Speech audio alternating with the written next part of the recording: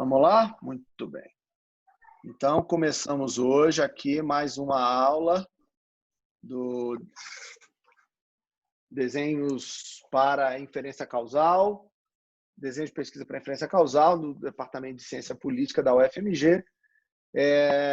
A gente continua hoje discutindo experimentos, modelagem, desenho de experimento para a ciência política. E hoje eu vou contar a história para vocês de um paper muito famoso, um paper que foi publicado na Science, de dois professores, o Michael LaCour e o Donald Green. O nome do paper é When Contact Changes Minds, quando contactar alguém muda a cabeça, né? Um experimento da transmissão do apoio a gay equality. Qual é a pergunta desse paper? Qual é a pergunta importante desse experimento? E esse é um field experiment, diferente do que eu apresentei na aula passada, que era um survey experiment, né? A pergunta do Michael e do Donald Green era: será que é possível persuadir as pessoas a mudar o seu pensamento em relação a um tema, né? Não precisa nem dizer que é uma das perguntas mais importantes para campanhas políticas, para o mercado de consumo, né? Para quem trabalha com advocacy. Porque, afinal de contas, a ideia é: será que a gente consegue, simplesmente com uma campanha, uma mensagem, mudar o que as pessoas pensam sobre um tema, né? Os estudos de psicologia mostram que isso não é muito fácil, né? Há vários estudos clássicos na literatura que têm respostas negativas em relação a esse tema. Mas, em 2013, dois RCTs, dois Randomized Controlled Trials, foram feitos em Los Angeles, na cidade de Los Angeles, né? E eles foram feitos um pouco antes e um pouco depois do momento em que a Suprema Corte nos Estados Unidos discutia sobre a legalização do casamento gay no estado da Califórnia, tá? A ideia dos autores era muito interessante. O que eles estavam querendo descobrir era: será que o grau de hostility, né, o grau de animosidade em relação a um determinado grupo, que não é o seu, diminui quando as pessoas se conhecem, né? Então, a ideia é: eu sou latino, moro nos Estados Unidos, chego para um americano e falo: olha, amigo, minha vida é muito difícil, a situação é complicada, né? Meu accent aqui, meu sotaque no inglês não é tão bom, as pessoas me discriminam. Pô, você podia aí me ajudar e ser um pouco, né? Eu sou uma pessoa tão bacana, eu não sou tão diferente de você e tal. Será que quando eu fico amigo de um americano, o americano muda a percepção sobre o latino? Será que, nesse caso, grupos de ativistas gays que vão fazer um tipo de campanha batendo na porta das pessoas, fazendo-as, né, ser conhecidas, mostrando que elas são pessoas, né, normais, assim como as outras, será que isso muda a mentalidade? E esse era um tema super relevante, justamente porque a Suprema Corte ia decidir sobre isso, e o que eles estavam tentando mostrar era se esse experimento funcionaria. Então, como é que eles fizeram um experimento? Eles pegaram algumas pessoas, né, gays e outras pessoas hétero, e treinaram essas pessoas para fazer canvas, né? Que é o quê? Bater na porta de um grupo de pessoas fazendo campanha para same-sex marriage, tá? Os gays fariam campanha de same-sex marriage para gays, os straights, os héteros, fariam campanha de same-sex marriage para eles, tá? A lógica era que, além de ter gays fazendo isso e héteros fazendo isso, você também teria, né, você teria, além da mensagem straight e a mensagem gay, você teria uma terceira mensagem, que é o recycling scripts, que na verdade não tinha nada a ver não tinha nada a ver com defesa de casamento entre pessoas do mesmo sexo, mas era ali uma conversa daquela pessoa com os grupos que estavam sendo tratados, tá? Então, o que eles fizeram? Como é que eles montaram esse experimento? Tá? Você tinha o grupo de controle, que era composto tanto ou por canvassers, né, as pessoas que faziam a campanha, ou que eram gays ou que eram héteros, mas quem caísse no grupo de controle não ia conversar sobre same-sex marriage, ia conversar sobre outros assuntos, tá? Sobre reciclagem, sobre assuntos diversos. Um grupo gay falaria, né, defenderia same-sex marriage, o grupo hétero, same-sex marriage também para straight, e você teria dois outros grupos, que é um gay falando de recycling e um straight falando de recycling. Tá? Então, são 4 grupos. Qual que é a diferença? Qual que é a diferença do script da persuasão? No caso dos gay canvassers, eles iam dizer o seguinte, eles iam chegar para a pessoa, dizer, nós estamos aqui fazendo uma campanha, nós gostaríamos de te dizer que nós gostaríamos de nos casar, mas a lei nos Estados Unidos nos impede. Tá?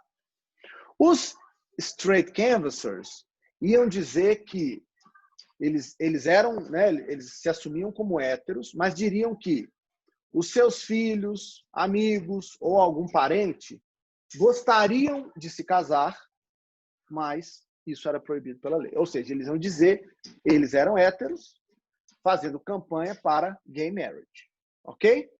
Então, você tinha o tratamento 1, era uma pessoa assumidamente gay, dizendo que gostaria de se casar.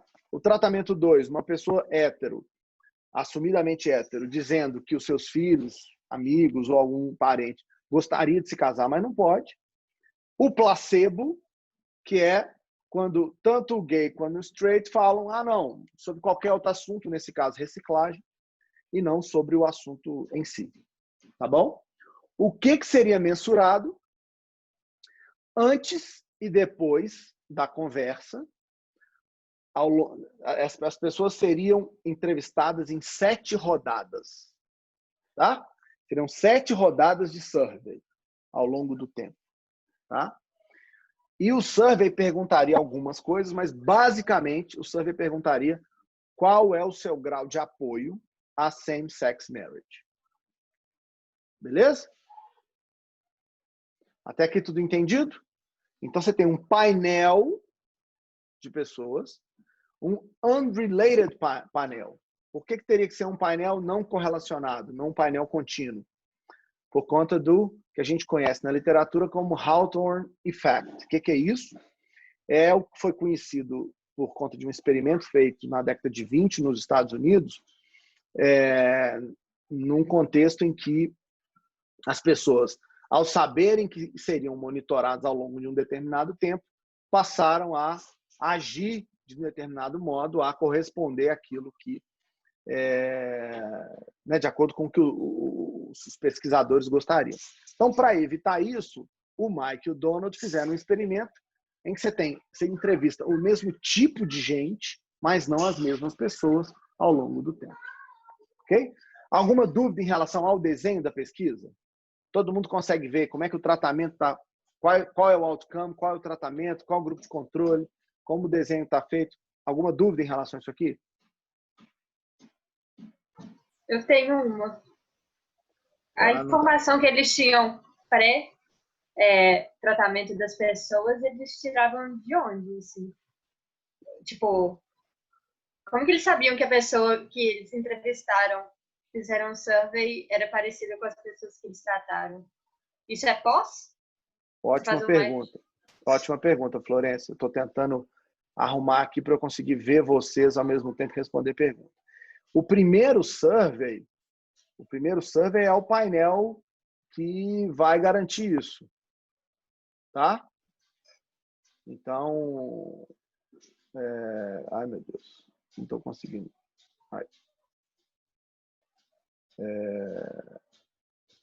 Cadê o tempo? Esse negócio tem hora que dá um trabalho, né? Aí, pronto. Então, Florencio, o primeiro survey é o survey em que eles vão ter informações para definir que amostra é essa. Tá? O que importava mais para eles era a localização. Então, eles fizeram esse experimento no mesmo bairro. num dos condados de Los Angeles. Então, isso é que é a garantia, um pouco de entender se aquelas, como você sabe, nos Estados Unidos, né, há uma certa homogeneidade nos grupos que moram nos mesmos bairros, né?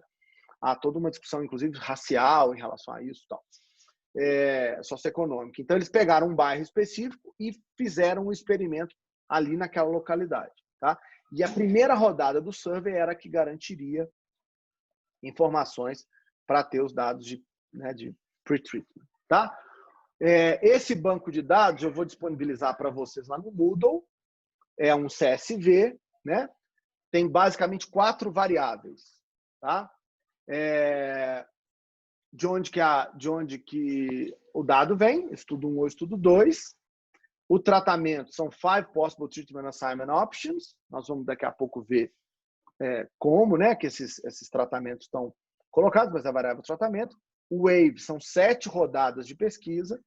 E o SSM, que é uma escala de 5 pontos de quanto que você dá apoio a same-sex marriage, tá?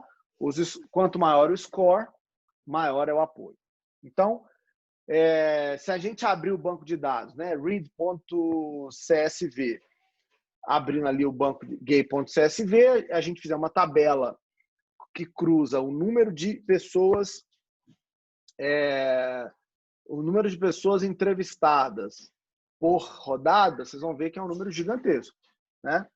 Então, você tem ali 9.507 na primeira wave, no estudo 1, e 2.441 no estudo 2, e por aí vai. Ou seja, a gente tem muito dado nesse caso. Olha que interessante. Se a gente pega o baseline, Florência, e a gente faz um subset, né? Eu quero saber o banco de dados gay, né? Eu estou usando o código justamente por isso. Então, eu vou fazer um subset dentro do banco de dados, apenas do estudo 1, da Wave 1. Tá? E se eu fizer uma tabela de proporção com a variável tratamento, o que a gente vai descobrir é que esse aqui eram os percentuais de pessoas em cada uma dos grupos. Tá?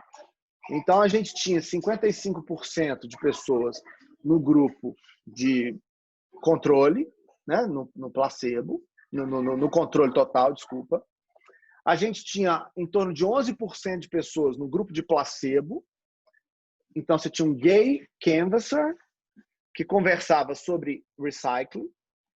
Você tinha 11% de straight canvassers falando de recycling. 12% de gay canvassers falando de same-sex marriage e 11% aproximadamente de straight canvassers falando de same-sex marriage. Beleza? Então, eu tenho 4 tratamentos possíveis, cada indivíduo seria alocado, e um grupo de controle, que é o no contact. Tá? Essa é a nossa referência. Beleza? Então, vamos lá. Primeira coisa que a gente faz é calcular uma média do grupo, uma média do grau de apoio a same-sex marriage por tratamento. Tá? E a pergunta que fica aqui é, se a randomização tiver dado certo, se tiver sido feita de maneira correta, o que a gente esperaria desse resultado? E aí vocês estão vendo aí o resultado. A média está dando entre o menor valor é 3,01 e o maior valor é 3,13. O que nós deveríamos esperar no caso da randomização para um dado como esse? Que os grupos estão balanceados? Mas essa aqui é a variável que a gente vai olhar balanceamento ou não? Essa é a média, né? Aí mas eu pergunto dessa variável. A variável SSM é a variável X, é a variável D ou a variável Y do nosso experimento? É a Y. É a Y. Então, nesse caso, eu não estou buscando nenhum tipo de balanceamento, porque essa não é uma variável de pre-treatment, essa é a variável de outcome. Beleza?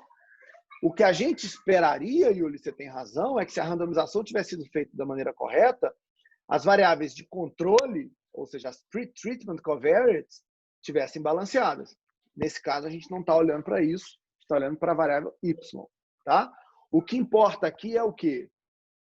É que a gente está vendo simplesmente a média do resultado para cada um dos grupos. Ok? E ao ver a média de cada grupo em relação a essa variável, a gente ainda não tem o que nos interessa. Qual que é a nossa estimativa de interesse nesse caso? O que a gente quer estimar? Qual que é a O estimativa efeito causal de cada tratamento. O efeito causal de cada tratamento. Então, para fazer isso, eu tenho que calcular o average, o sample average treatment effect. Ok? Mas eu tenho que fazer isso em relação ao quê? O que é importante nesse caso? Olha só, gente. Vocês estão vendo que tem 7 rodadas? E isso é importante aqui para... Aqui, ó. Nesse slide. Nessa primeira rodada, no Wave 1, não tem nenhum tratamento ainda sendo aplicado. Por que não tem nenhum tratamento sendo aplicado? Porque a Wave 1 é um survey que eu fiz só para saber o que as pessoas pensam. Ok?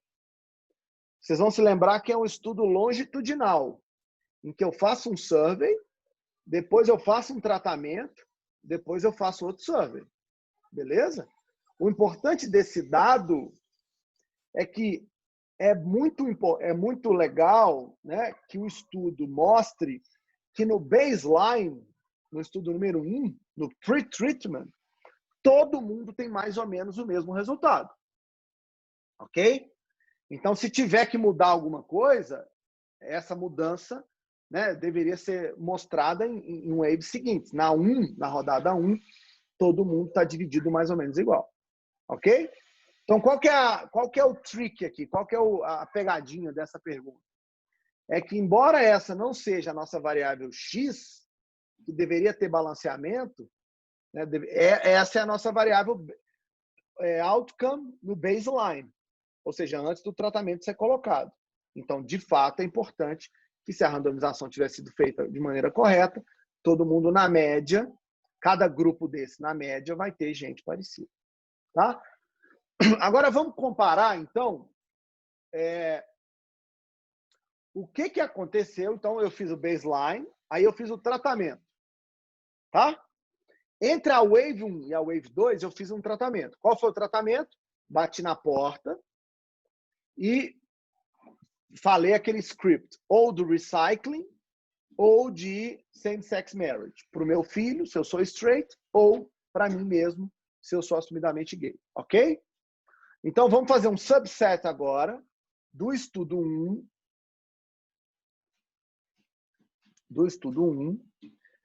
Na Wave 2. Tá? Na segunda rodada. Então, como é que a gente vai calcular o Average Treatment Effect? A gente vai subtrair para cada categoria. Eu vou pegar aqui, ó, SSM da Wave 2.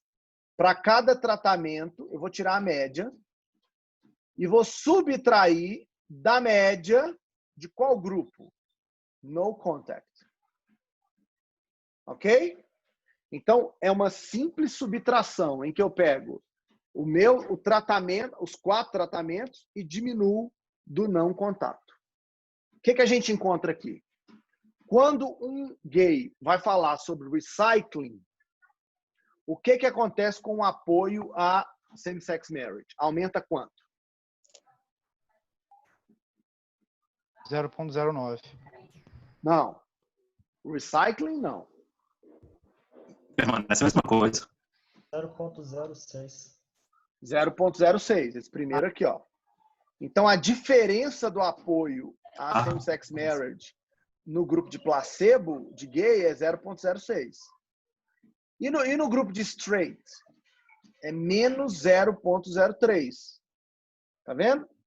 Ou seja, a diferença de um straight que foi lá falar disso, de outro assunto, para o grupo de não contato é negativo. Isso aí não deveria ter efeito nenhum, nem no primeiro, nem no segundo, porque esse efeito não tem nada a ver com o que eles estavam conversando. Né?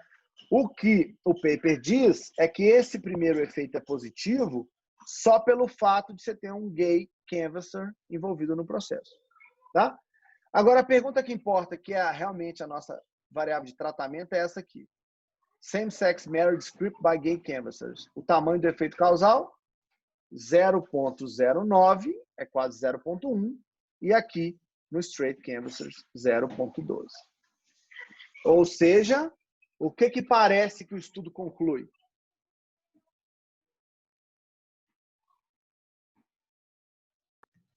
Que assim, eu não sei se eles são estatisticamente diferentes, os dois, porque eu não tenho esse dado aí, mas a princípio parece que não tem muita diferença se o canvasser é gay ou straight para passar mensagem. Perfeito, mas isso já é uma segunda conclusão. A primeira, Florência, qual que é? Colocar pessoas batendo na porta e fazendo campanha, dizendo, olha, eu queria muito casar. Eu sou gay, eu queria muito casar. Me dá uma força aí. Ou colocar dizendo, olha, meu filho é gay, ele queria tanto casar, mas a lei não deixa. Tal. Fazer isso gera um efeito positivo ou negativo sobre... Positivo. Positivo. Então, os resultados foram surpreendentes, porque eles vão contra o que a gente chama de conventional wisdom da literatura em ciência política. Né? A turma da psicologia vai falar que é quase impossível convencer as pessoas depois que elas já têm uma opinião formada. Né? O estudo do Mike e do Donald Green mostraram o contrário. Né? E o mais interessante é que depois da 5ª rodada de survey, logo depois que a Suprema Corte decidiu que era legal né, que as pessoas podiam se casar se quisessem, olha o que aconteceu com o same-sex marriage effect. Ele saiu de 0,09 para 0,15. Ou seja, além do Canvas ter funcionado, a decisão da Suprema Corte também ajudou. Ou seja, depois que a gente leu esse paper, lá na 7ª rodada, o efeito diminui um pouquinho. Tá? Então, ou seja, a lógica é, se eu quiser fazer uma campanha, fazer ela funcionar, eu tenho que fazer a campanha pertinho do momento que a pessoa vai tomar a decisão. Não adianta fazer campanha muito antes, porque as pessoas não vão tomar decisão. O efeito da campanha ela é de curto prazo, ela não é de longo prazo. E aí o gráfico né, do paper é muito interessante. Entre a primeira e a segunda rodada, o Canvas Treatment acontece, e aí a gente tem aqui os efeitos, alguns caem, outros diminuem, mas o importante é esse vermelhinho, ó, Same-Sex Marriage Script. Olha como ele aumenta, ele já é positivo depois do primeiro Canvas, mas depois da Court Decision, do Suprema Corte decidido, ele aumenta ainda mais. Tá vendo? E ele fica lá estável durante muito tempo. Bacana? A gente terminou. Gustavo, diga.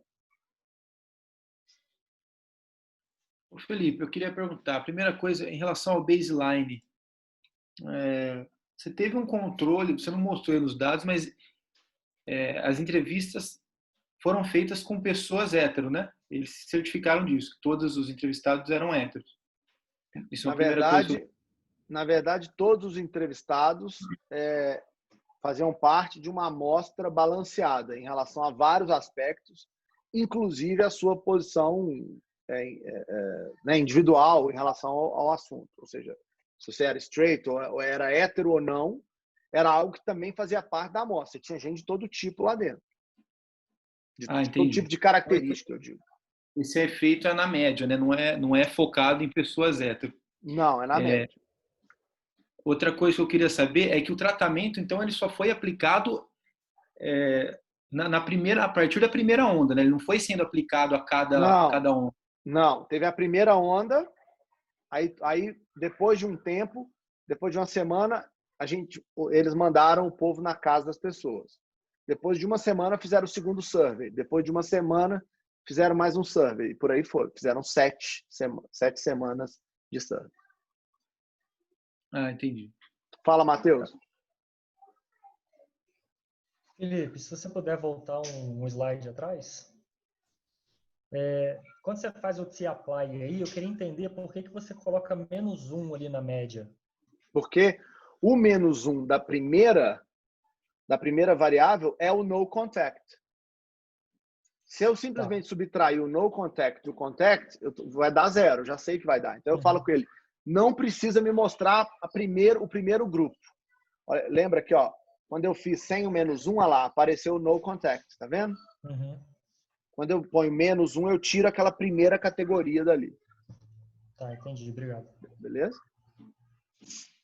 Ô, Felipe, esqueci de falar um negócio, Pode falar. uma pergunta. Se as ondas foram aplicadas, se o painel foi construído não com a mesma pessoa, o mesmo grupo de pessoas, mas com pessoas diferentes, isso significa que o tratamento ele foi aplicado a só um grupo de pessoas e nas ondas seguintes não foi aplicado a elas. Não, aí que tá. Você tem um grupo. O que aconteceu? Essa pergunta é ótima, Gustavo, porque mostra bem que você está atento à questão do desenho. Depois que eles fecharam uma região da cidade, todo mundo passou ou pelo tratamento ou pelo controle. Certo? Então, eles sorteavam em todo o grupo daquele bairro quem ia ser tratamento 1, tratamento 2, tratamento 3, tratamento 4 ou controle. Tá? Mas na hora de fazer as entrevistas, se você já participou da rodada 1, você não participava da 2. Então, na verdade, a pessoa estava tratada e os grupos eram, na média, iguais ao longo do tempo. Então, o sorteio foi totalmente probabilístico. É que subsamples tratou, ou tratou ou não tratou todo mundo do universo que eles estavam estudando. E aí selecionou subgrupos para medir baseline, para medir... Exatamente. Subgrupos que faziam parte de uma amostra probabilística. Certo? Muito bem. Como é que Yuli, fala, Yuli. Tenho uma dúvida só rapidinho. Então, só para entender, teve a aplicação de tratamento só uma vez e o resto das rodadas foram entrevistas para ver o efeito do tratamento? Então é assim, ó, na rodada 1, você faz um survey, que não tem nada a ver com o tratamento. Uma das perguntas é, quanto que você apoia same-sex marriage? Pronto. Aí passa uma semana, você manda pessoas lá fazendo field experiment, batendo na porta e fazendo campanha, né, de maneira aleatória lá para cada casa em relação a esse assunto. Aí essas pessoas vão para casa. As pessoas do survey e as pessoas que estão fazendo o tratamento são independentes. Não é o mesmo grupo, são grupos diferentes. Depois de uma semana, aquele povo do survey volta na sua casa. Te pergunta um tanto de coisa e também pergunta same-sex marriage. 2 semanas depois, o mesmo povo do survey voltou.